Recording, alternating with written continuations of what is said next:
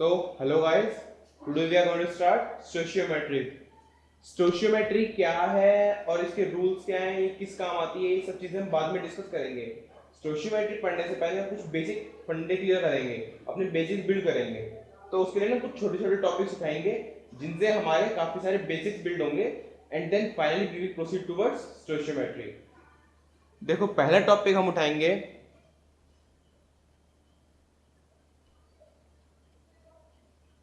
Oxidation number या फिर oxidation state. Oxidation state क्या होती है?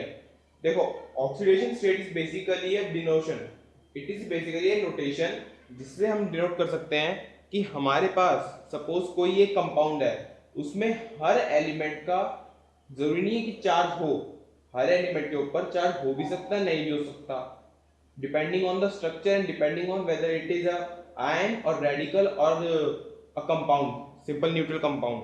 लेकिन हम क्या करते हैं, ऑक्सीजन स्टेट के थ्रू हम हर एलिमेंट पे कुछ ना कुछ चार्ज डिनोट करने की कोशिश करते हैं, whether it is a compound और एलिमेंट। ठीक है, सपोज हमारे पास एक कंपाउंड है NaCl। ठीक है, पहली बात क्या है, ये एक आयनिक कंपाउंड है। Clear?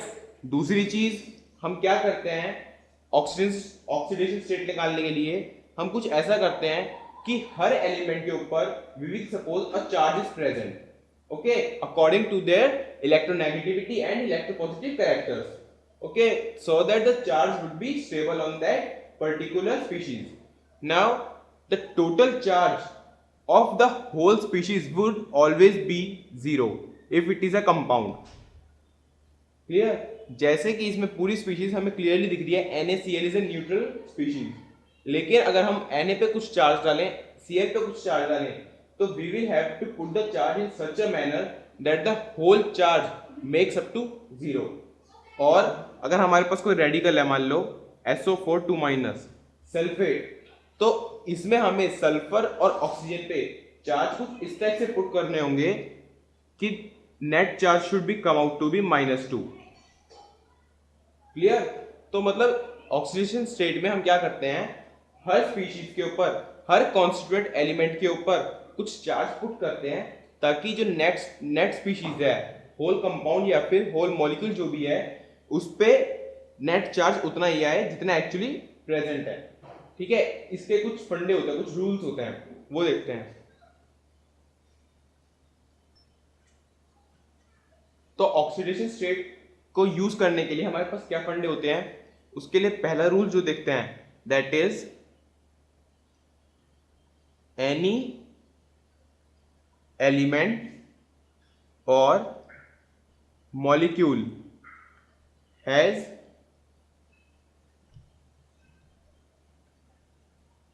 Zero OS। Oxidation state को मैं OS से डिनोट करूंगा। किसी भी एलिमेंट या फिर मॉलिक्यूल का ऑक्सीडेशन स्टेट जीरो होगा। फॉर एग्जांपल नाइट्रोजन, हाइड्रोजन, ये तो हो गए molecule, neutral molecules, gas molecules. तो ऐसा नहीं है, इसमें श्योर है कि नाइट्रोजन के बीच में कुछ बॉन्ड होंगे। ठीक है, ऐसा स्ट्रक्चर होगा। ठीक है, हम यहाँ पे अलग अलग चार्ज दे सकते हैं, लेकिन दोनों को हम चार्ज देते हैं zero. Why? Because they are symmetric, they are symmetric about this bond. तो बेसिकली मेन फंडा ये कि किसी भी एलिमेंट या किसी भी मॉलिक्यूल पे चार्ज नहीं है, जैसे कि यहाँ पे न्यूट्रल मॉलिक्यूल है या फिर न्यूट्रल एटम है, अगर suppose sodium, potassium, phosphorus, aluminium, individual atoms हैं, तो इन पे कोई चार्ज नहीं है, तो their oxidation state is zero. Note that इसमें मॉलिक्यूल में कभी भी H2O नहीं आएगा, कभी भी CO2 नहीं आएगा, मीन्स ओनली वन एलिमेंट। तो अगर एलिमेंट के एटम या फिर मॉलिक्यूल अगर मैं कहूं, तो that would be more specific, atom और मॉलिक्यूल। बेसिकली एलिमेंट के ऊपर चार्ज जीरो होता है। दूसरी चीज, charge on any species suits its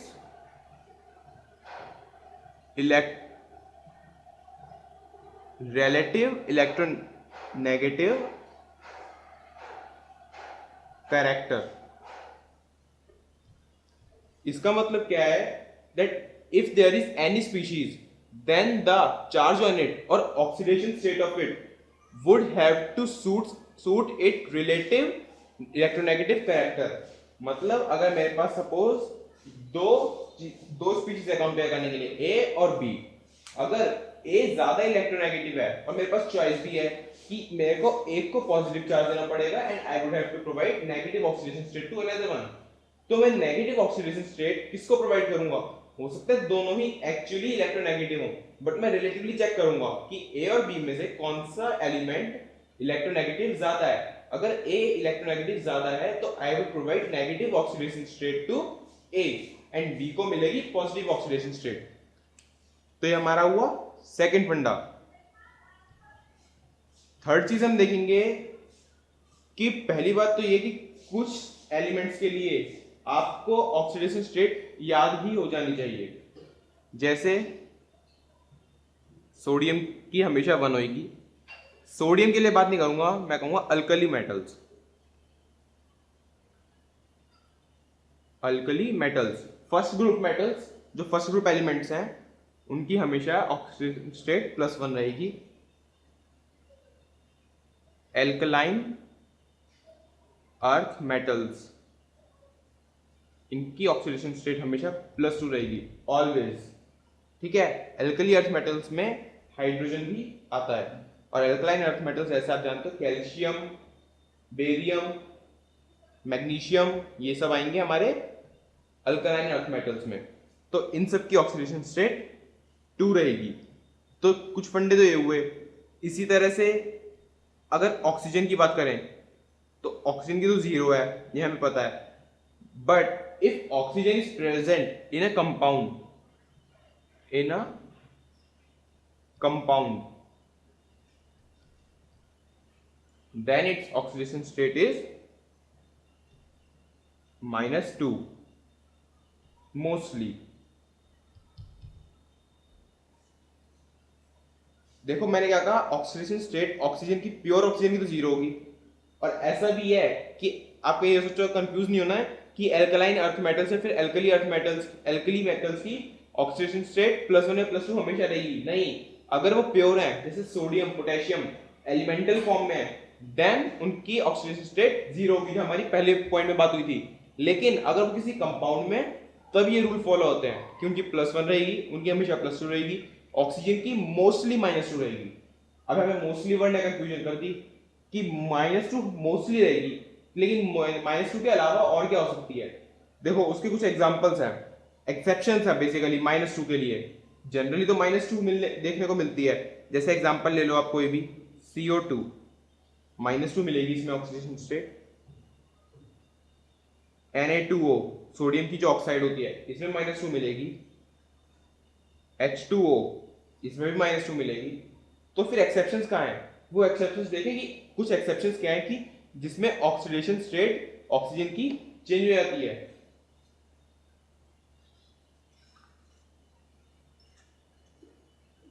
C, oxygen के लिए जो ऑक्सीडेशन स्टेट में एक्सेप्शंस थी, वो मेनली ये 3 एक्सेप्शंस देखने को मिलती हैं।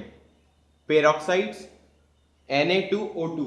अब जब मैं पेरोक्साइड्स की बात करता हूं तो ऐसा नहीं है कि मैं सिर्फ Na2O2 की बात करूंगा। मैं यहाँ पे सिर्फ एग्जांपल देना चाहता हूं, लेकिन इसमें पूरी पेरोक्साइड फैमिली फॉल करती है। पेरोक्साइड फैमिली में जैसे H2O2, K2O2, बेसिकली वो चीजें, वो वाली स्पीशीज जिसमें पेरोक्साइड बॉन्ड आ रहा हो। और पेरोक्साइड बॉन्ड होता कैसा है? ऐसा, this is my peroxide bond, या फिर पेरोक्साइड लिंकेज। क्लियर? तो अब इसमें क्या करेंगे ऑक्सीडेशन स्टेट का? इसके लिए हमारे पास एक फंडा था, क्या कि देखो 2 चीजें ध्यान रखनी है कि ओवरऑल कंपाउंड को न्यूट्रल रखना है, ठीक है, और दूसरी चीज सोडियम पे +1 रखनी है, ठीक है। तो देखो अब +1 इस पे है सोडियम पे, तो 2 सोडियम में तो +2 हो गई। तो O2 पे कितनी रखनी पड़ेगी? पूरे कंपाउंड को न्यूट्रल करने के लिए O2 पे रखनी पड़ेगी -2। क्लियर? क्योंकि इस पे +2 है तो ऑक्सीजन पे -2 रखनी पड़ेगी, ऑक्सीजन की दोनों मॉलिक्यूल्स पे। जब दोनों पे -2 है तो एक पे कितनी हो जाएगी, -2/2 -1। तो इसलिए हम कहते हैं पीरॉक्साइड लिंकेज में ऑक्सीडेशन स्टेट -1 हो जाती है। Clear. Similarly super oxides, although super oxide linkage इतनी कॉमन नहीं है, स्टिल ये एक्सेप्शन आपको पता होनी चाहिए कि अगर हमारे पास KO2 है, सुपर ऑक्साइड है, तो इसमें भी वही रूल फॉलो करेगा। ओवरऑल 0 होनी चाहिए, पोटेशियम पे 1 होनी चाहिए, पोटेशियम पे 1 तो O2 पे -1, तो ऑक्सीजन के एक पे कितनी हो जाएगी, -1/2। -1/2 ये तो कुछ अजीब सा है, इट इज इन फ्रैक्शन या it can be in fraction. ठीक है, in some compounds oxygen state is in fraction. तो ये भी एक एक्सेप्शन हो गई। तीसरी एक्सेप्शन क्या है, OF2। अब इसमें क्या है, इसमें क्या एक्सेप्शन होगी, इसके लिए आपको एक और चीज पता होनी चाहिए कि halogens have oxidation state -1 generally. अब यहां पे फिर जनरली वर्ड आ गया। अब इसका क्या मतलब है, इसके लिए हम क्या करेंगे, एक जनरल रूल ही याद रख लेंगे। वो रूल क्या होगा, वो रूल ये होगा, मोस्ट इलेक्ट्रोनेगेटिव, जो हमने सेकंड पोस्टुलेट देखा था, सेकंड पोस्टुलेट में क्या था कि रिलेटिव इलेक्ट्रोनेगेटिव कैरेक्टर देखना है, वही चीज मैं यहां पे बल्कि रिपीट कर रहा हूं। Most electronegative element will dominate. Dominate in what sense, to take negative charge, to take its original actual जो जनरल वाली ऑक्सीडेशन स्टेट होगी वो उसी को मिलेगी जो ज्यादा इलेक्ट्रोनेगेटिव होगा। ठीक है, तो अब यहां पे देखते हैं OF2, ऑक्सीजन और फ्लोरीन। फ्लोरीन का तो सबको पता ही है, फ्लोरीन इज मोस्ट इलेक्ट्रोनेगेटिव। अगर नहीं पता है तो हम इलेक्ट्रोकेमिस्ट्री में पढ़ेंगे आगे चल के, उसमें हमारे पास सीरीज होती है बकायदा पूरी, तो उसमें हम पढ़ते हैं कि fluorine is most electronegative.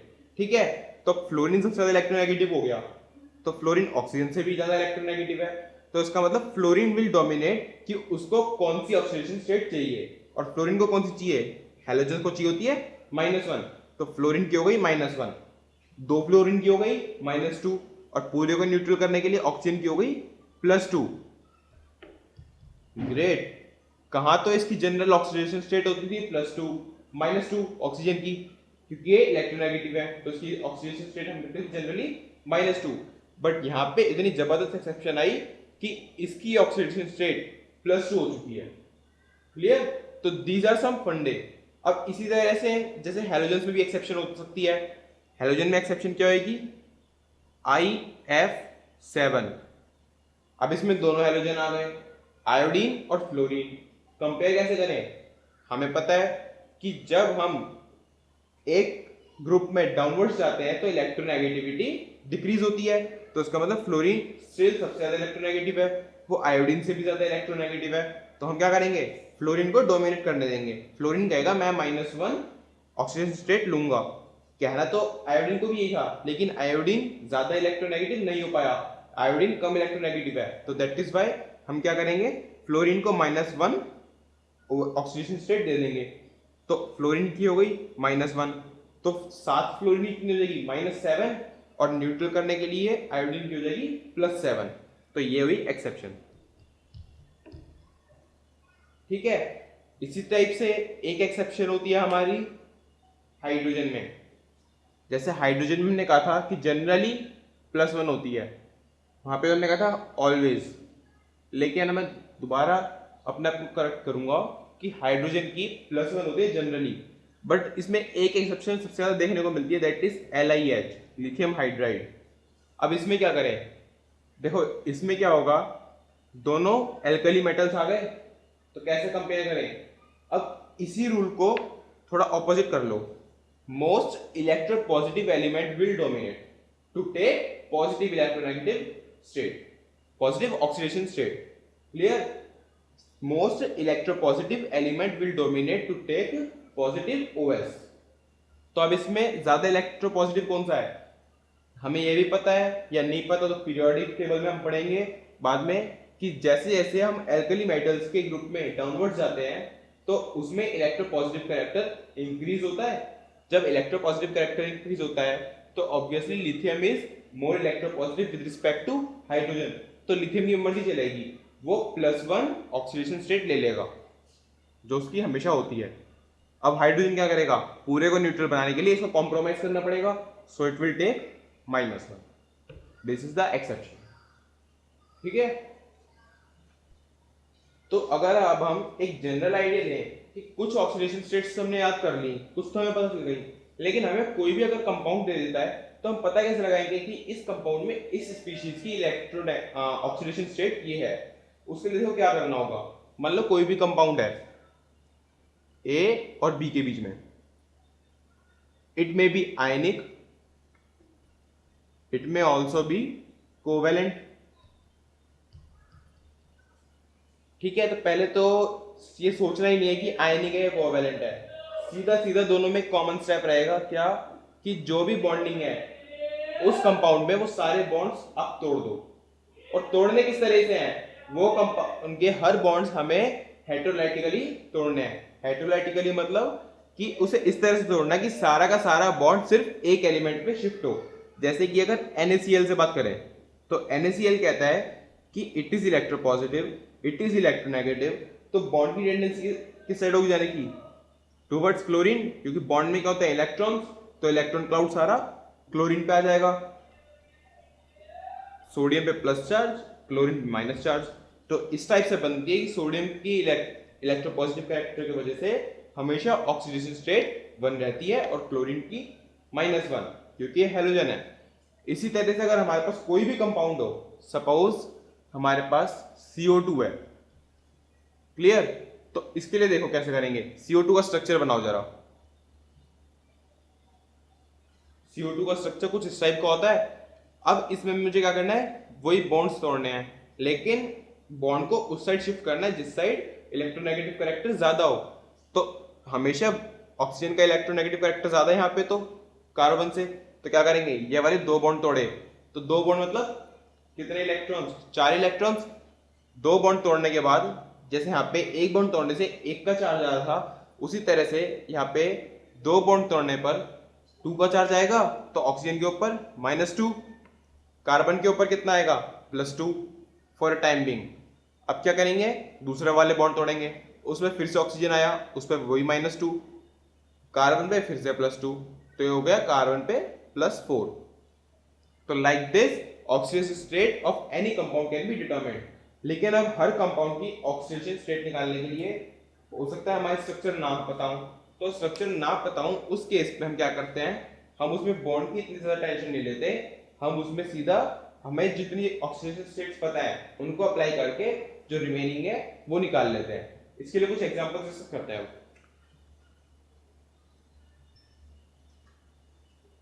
Right, तो एग्जांपल नंबर 1 और एग्जांपल नंबर 2 में से मिक्स करके मैंने कुछ स्पीशीज ली हैं, उन स्पीशीज की ऑक्सीडेशन स्टेट निकाल के देखते हैं कि इसमें हर स्पीशीज की ऑक्सीडेशन स्टेट क्या होगी। जैसे कि इसमें Mn की निकालेंगे, इसमें क्रोमियम की निकालेंगे, sulphur sulphur, Fe and here nitrogen. ठीक है, इन वाली मतलब पूरी पूरी हमें स्पीशीज गिवन है, हमें उनमें से एक पर्टिकुलर एलिमेंट की ऑक्सीडेशन स्टेट निकालनी है। नाउ KMnO4 देखते हैं। KMnO4 में पहली चीज है पोटेशियम, मैंगनीज, ऑक्सीजन। ठीक है, अब देखो इसके लिए हमें स्ट्रक्चर सोचने की जरूरत नहीं है, ये बहुत सिंपल है इसकी ऑक्सीजन स्टेट निकालना। कैसे, देखो सिंपल सी ना, एक चीज याद रखो कि जब भी कंफ्यूजन हो तो इक्वेशन बना दो। कैसे, सपोज इसकी ऑक्सीडेशन स्टेट है X, Mn की, K की तो हमें पता है +1 और ऑक्सीजन की एक एटम की कितनी होगी, -2। क्लियर, तो अब हम क्या करेंगे, +1 + X +4 × -2 = 0। क्लियर हुआ है मैंने क्या किया, इसमें मैंने हर एटम के चार्ज को ऐड कर करके नेट चार्ज 0 कर दिया। हाँ, वो तो होना ही था क्योंकि नेट चार्ज कहते थे न्यूट्रल होता है या फिर जितना भी टोटल चार्ज है उसके इक्वल होता है, तो ये तो सही चीज है। अब इसके बाद क्या होएगा, बस x को सॉल्व कर लो, कितना आएगा, x would come out to be +7। तो मैंगनीज की ऑक्सीजन स्टेट हो गई +7। सिमिलरली इस एग्जांपल में क्रोमियम की निकालनी है, ऑक्सीजन की पता है -2, क्या करेंगे, क्रोमियम की x मानेंगे और क्रोमियम के 2 एटम्स हैं तो 2x plus 7 into Cr2O7, 7 into -2, ये -2 एटम का चार्ज नहीं है ऑक्सीजन के, ये पूरे कंपाउंड का चार्ज है, पूरे इस मॉलिक्यूल का चार्ज है। लेकिन ये -2 कहाँ से आया, ये वाला -2 नहीं है, ये है ऑक्सीजन स्टेट ऑफ ऑक्सीजन जो हमें याद है, इक्वल्स टू नेट चार्ज कितना है, 0 तो नहीं है ना, जैसे इस केस में 0 था, इस केस में है -2। बस ये क्वेश्चन बन गई। यहां से सॉल्व करोगे तो x आ जाएगा 7 to 14, 14 minus 2 12, 12/2 6 +6। ठीक है, अब इस स्पीशीज पे आओ, H2SO4। देखो इस वाले एग्जांपल को और इस वाले एग्जांपल को ध्यान से देखना।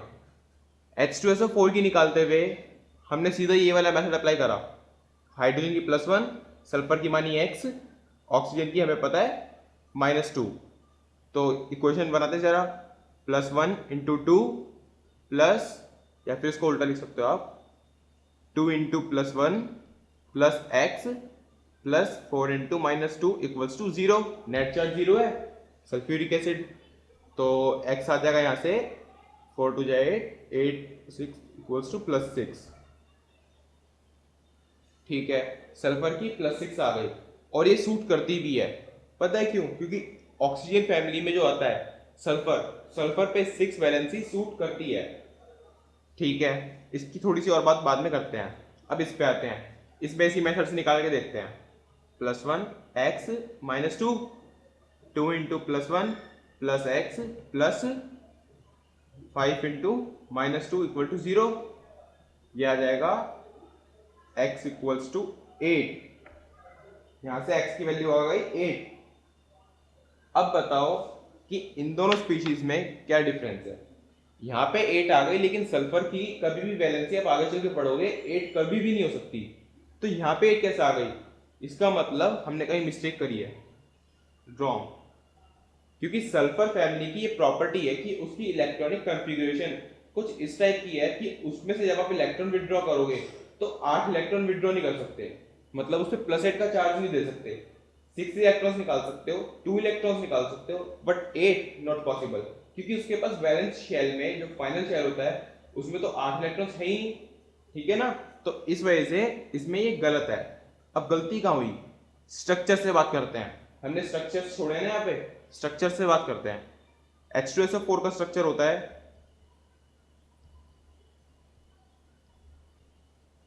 कुछ इस टाइप का, तो इसमें तो कोई गड़बड़ लग भी नहीं, 6 तो हो सकती है। अब H2SO5 का स्ट्रक्चर देखते हैं,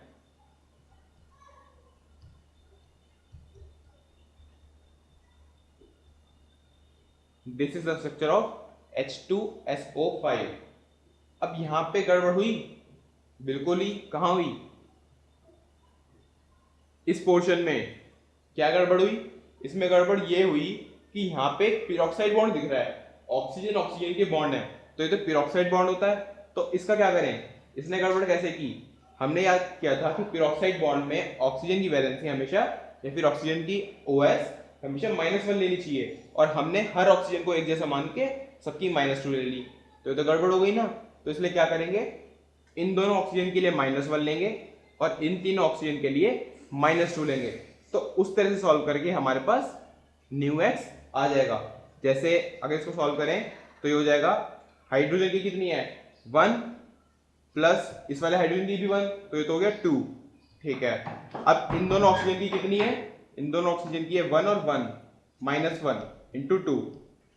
ठीक है, सल्फर की तो निकालनी है, उसको मान लिया x, बचे क्या, तीनों ऑक्सीजन की कितनी होगी, -2 -2, तो ये हो जाएगा 3 इंटू -2 इक्वल्स टू 0। तो दिस इज आवर इक्वेशन। अब इस इक्वेशन को सॉल्व करेंगे तो we will get x equals to +6, that is justified. जरूरी नहीं है इन दोनों की इक्वल आए, लेकिन वो जस्टिफाई करना चाहिए उसकी इलेक्ट्रॉनिक कॉन्फ़िगरेशन को। ठीक है, अब इसी तरह से ये वाली स्पीशीज देखते हैं, NH4NO3, ये भी काफी इंपॉर्टेंट एग्जांपल है। इसमें क्या है, नई चीज देखने को मिल रही है कि नाइट्रोजन की हमें OS निकालनी है, और नाइट्रोजन 2 बार आ रहा है, मतलब यहाँ पे Mn एक बार था, यहाँ पे Cr2 2 बार, जैसे क्रोमियम था वो 2 बार तो था, लेकिन वो दोनों एक जैसे थे।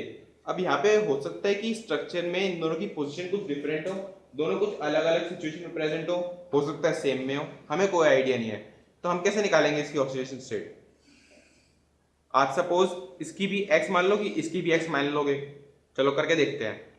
तो ये हो जाएगी 2x प्लस हाइड्रोजन की 1 इंटू 4 प्लस ऑक्सीजन की 3 into minus 2 equals to 0, net charge तो 0 है ही, तो कितनी आ जाएगी 6 minus 2 x equals to 1, which is not at all justified, wrong. अब इसमें क्या गड़बड़ हुई? नाइट्रोजन फैमिली में देखो क्या होता है, इसकी ऑक्सीजन स्टेट 1 नहीं हो सकती, इसकी ऑक्सीजन स्टेट आप 3 ले सकते हो, 5 ले सकते हो, बट 1 नहीं ले सकते। तो अब क्या करें? अब इसका सॉल्यूशन ये है कि दोनों की ऑक्सीडेशन स्टेट अलग अलग होंगी, इसका मतलब क्लियर, अलग अलग रही होंगी। इसका मतलब क्या हुआ कि निकालेंगे कैसे? निकालने के लिए ना इसको ब्रेक कर दो मॉलिक्यूल को। जब हमारी बेसिक डेफिनेशन थी ऑक्सीडेशन स्टेट निकालने के लिए कि हम बॉन्ड्स को ब्रेक करते थे ना, यहाँ पे हम बॉन्ड तो ब्रेक करेंगे लेकिन हर बॉन्ड को ब्रेक नहीं करेंगे, सिर्फ इस वाले बॉन्ड को ब्रेक करेंगे, ठीक है? तो हमारे पास 2 रेडिकल्स बन जाएंगे, NH4 प्लस और NO3 माइनस, क्लियर। अब यहां से निकालो जरा NH4 प्लस से, इसमें क्या है 4 तो हाइड्रोजन की है, तो नाइट्रोजन की कितनी हो गई -3, ठीक है।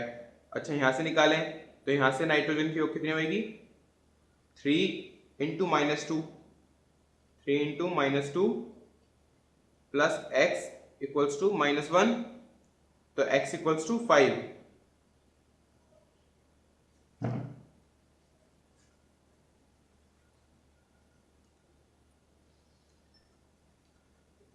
ठीक है। तो यहां से एक तो आ गई +5 और एक आ गई -3, तो ये तो क्लियर हुआ कि इसकी इलेक्ट्रॉनिक कन्फिग्रेशन ये दोनों सही हैं। लेकिन अब ये 1 कहां से आई थी?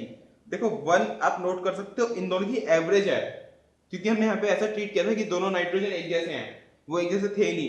तो जो हमारे पास यहाँ पे ऑक्सीडेशन स्टेट आई थी वो इन दोनों की एवरेज थी, 5 plus -3 divide by 2, 5 minus 3 divide by 2, 2/2 1, तो यहाँ पे आई थी हमारे पास ऑक्सीडेशन स्टेट +1, ठीक है। तो यहाँ पे ये गड़बड़ हुई थी। अच्छा अब ये वाली स्पीशीज देखते हैं, इसमें नई चीज क्या देखने को मिल रही है? CN, साइनाइड, साइनाइड देखने को मिल रही है। चलो उसमें क्या नया है? इसमें नया ये है कि एक तो यहाँ पे नाइट्रोजन है, नाइट्रोजन की हमने ऑक्सीडेशन स्टेट याद नहीं की है क्योंकि उसके पास वेरिएबल ऑक्सीडेशन स्टेट्स होती हैं। सिमिलरली कार्बन है, उसकी भी हमें नहीं पता, तो हम इसको सॉल्व कैसे करेंगे? इसको सॉल्व करने का क्या तरीका है कि आप CN की याद करो, इस रेडिकल की याद करो। CN की ऑक्सीडेशन स्टेट हमेशा -1 होती है, ऑलवेज विदाउट एनी एक्सेप्शन, ठीक है। तो अगर इस पूरे रेडिकल को एज अ कंप्लीट एंटिटी मान लें तो बात बन जाती है। हाँ तो क्या करें फिर? यहाँ पे हो जाएगी इसकी +4, 1 इंटू 4, तो ये हो जाएगी ये x प्लस यहाँ पे इसकी -1 into 6 equals to, net charge तो 0 है ही, तो x कितना आ जाएगा +2। तो this is how we get the oxidation state of iron in this case, clear. काफी इंपॉर्टेंट केस है ये कि मतलब आपको साइनाइड की याद होनी चाहिए इसमें हमेशा कि साइनाइड की हमेशा -1 होती है। इसी टाइप से कुछ और रेडिकल्स हैं जिनकी हमें याद होनी चाहिए, जैसे NO की +1 होती है, वो हम आगे अभी डिस्कस करेंगे इसके बाद। चलो NO को भी देखते हैं। उससे के अलावा आप देखो CO, कार्बोनिल, इसकी हमेशा 0 होती है, तो अगर इसके साथ किसी की भी बॉन्डिंग कर दें तो उसकी ऑक्सीजन स्टेट भी क्या होनी है? 0 ही होनी है। जैसे सपोज मैंने बनाया NiCO5, तो इसमें इसकी पूरे की 0 है और पूरे कंपाउंड की भी 0 है, तो इसका मतलब निकल की भी 0 ही होनी है। तो काफी इजी एग्जांपल हो जाता है ये। खैर Fe3O4, इसमें क्या करेंगे? इसको x मान लेते हैं Fe वाली को, तो 3x plus -2 into 4 equal to 0, तो x comes out to be 8/3। अब यहाँ पे फ्रैक्शन कहाँ से आ गया? मैंने कहा था कि फ्रैक्शन में हो सकती है ऑक्सीडेशन स्टेट, लेकिन यहाँ पे फ्रैक्शन की अपनी सिग्निफिकेंस है। वो क्या? Fe3O4 Fe3O4 की फॉर्म में नहीं होता, मतलब Fe3O4 होता है FeO और Fe2O3 की फॉर्म में, मतलब इन दोनों के कॉम्बिनेशन से Fe3O4 बनता है, वो ऐसे एग्जिस्ट करता है। तो इसका मतलब क्या हुआ कि अगर इन दोनों की ऑक्सीजन स्टेट अलग अलग निकाल के देखते हैं, इस केस में तो क्लियरली दिख ही रहा है कि यहाँ पे आएगी इसकी +2 और इस केस में आएगी +3, ठीक है। 3 2 6, 6 और उसका हो जाएगा यहाँ पे +6 3। तो ये तो इन दोनों की ऑक्सीजन स्टेट सेपरेटली हो गई। अब देखो इनकी एवरेज लेके देखें, +2 +3 डिवाइड बाय 3 कितना आया, 8/3 आया। तो ये है इसकी सिग्निफिकेंस कि हमने अलग अलग ली थी, जैसे यहाँ पे एवरेज आई थी ना दोनों ऑक्सीजन स्टेट्स की, यहाँ पे तीन ऑक्सीजन स्टेट्स की एवरेज आ गई है 8/3। क्लियर? जैसे मैं एक रेडिकल की बात कर रहा था NO की, इसकी ऑक्सीजन स्टेट भी आपको साइनाइड और कार्बोनिल की तरह हमेशा याद रहनी चाहिए। क्या? इसकी ऑक्सीजन स्टेट हमेशा होती है +1। जैसे साइनाइड एग्जिस्ट करता है एज -1, NO एग्जिस्ट करता है एज NO+, और सल्फेट का तो आपको पता ही है 2- ClO3-। इस टाइप से कुछ रेडिकल्स की तो आपको याद होनी चाहिए। बेसिकली रेडिकल के फॉर्मूले में क्लियरली दिख रही है कि जो इसकी सुपरस्क्रिप्ट है वही इस रेडिकल की ऑक्सीडेशन स्टेट है, ठीक है।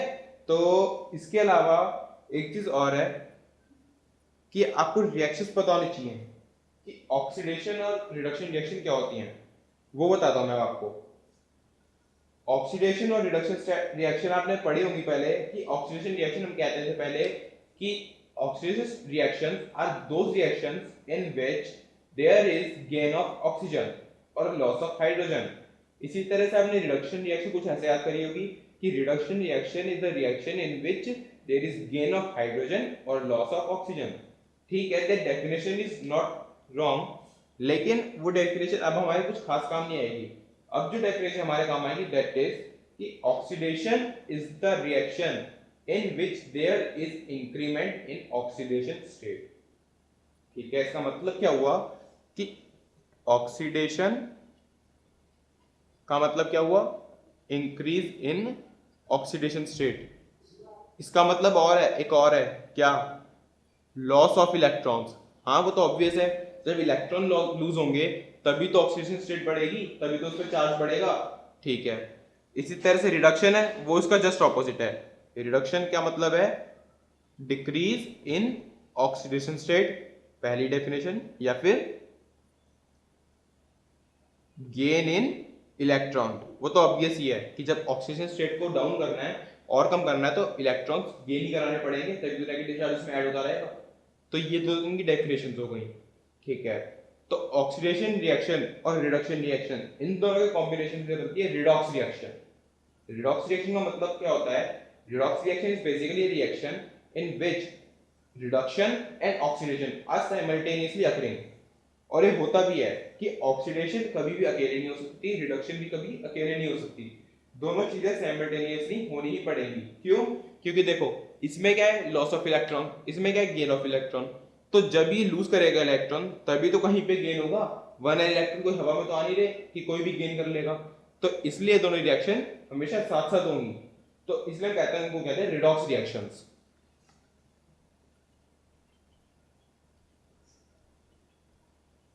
रिडॉक्स रिएक्शंस, ठीक है। मेटल्स की जितनी भी रिएक्शंस होती हैं दैट आर रिडॉक्स रिएक्शंस।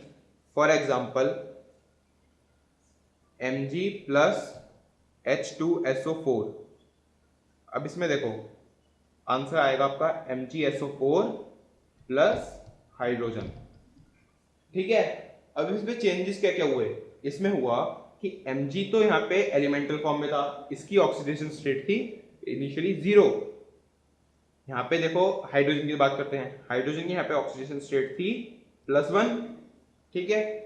यहाँ पे मैग्नीशियम की ऑक्सीडेशन स्टेट कितनी है,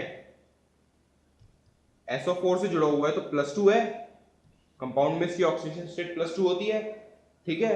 और हाइड्रोजन की कितनी है, 0। ये तो बहुत अच्छी चीज हुई क्या, कि मैग्नीशियम की ऑक्सीडेशन स्टेट बढ़ गई है और हाइड्रोजन की OS कम हो गई है। इसका मतलब क्या हुआ, ये तो हुई हमारी ऑक्सीडेशन, मैग्नीशियम ऑक्सीडाइज हो गया। सिमिलरली हाइड्रोजन रिड्यूस हो गया। क्यों रिड्यूस हो गई, क्योंकि इसकी ऑक्सीडेशन स्टेट फॉल कर गई। ठीक है, अब इसको थोड़ा और देखते हैं कि ऑक्सीडेशन स्टेट कम हो गई तो इसका मतलब ये रिड्यूस हो गया, लेकिन इसको रिड्यूस किया किसने, मैग्नीशियम ने। तो इसलिए हम क्या कहेंगे कि मैग्नीशियम खुद तो ऑक्सीडाइज हुआ है बट इसने हाइड्रोजन को रिड्यूस हुआ है, so magnesium is called reducing agent.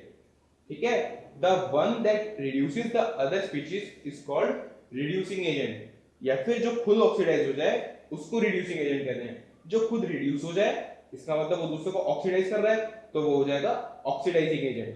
तो इस केस में हाइड्रोजन रिड्यूस हुआ है तो इसने दूसरे को ऑक्सीडाइज करा है, तो इट इज ऑक्सीडाइजिंग एजेंट।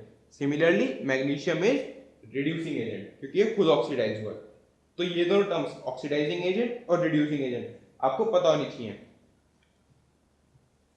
इस रिएक्शन की एक और इंटरप्रिटेशन होती है, वो क्या है, हाफ रिएक्शंस। हमें ऑक्सीडेशन और रिडक्शन हाफ रिएक्शन लिखनी आनी चाहिए। उनका मतलब क्या होता है, जैसे मैंने बताया कि रिडॉक्स रिएक्शन में दोनों प्रोसेसेस ऑक्सीडेशन और रिडक्शन साइमल्टेनियसली हो रहे होते हैं, लेकिन उन दोनों को सेपरेटली रिप्रेजेंट करना, that is oxidation half reaction and another one is reduction half reaction. जैसे ऑक्सीडेशन हाफ रिएक्शन क्या होगी, जिसमें ऑक्सीडेशन हो रही होगी, ऑक्सीडेशन का हो रही है Mg से Mg2+, या फिर इसे ऐसे लिख सकते हैं Mg से MgSO4, ये है हमारी oxidation half reaction. Similarly reduction half reaction क्या है, H2SO4 से hydrogen, this is reduction half reaction. तो इस तरह से आपको हाफ रिएक्शंस भी लिखनी आनी चाहिए। ठीक है, now we are missing one thing, वो क्या कि यहाँ पे जब हमने रिडॉक्स रिएक्शन की बात कर ली तो एक चीज that is worth discussing is disproportionation reaction.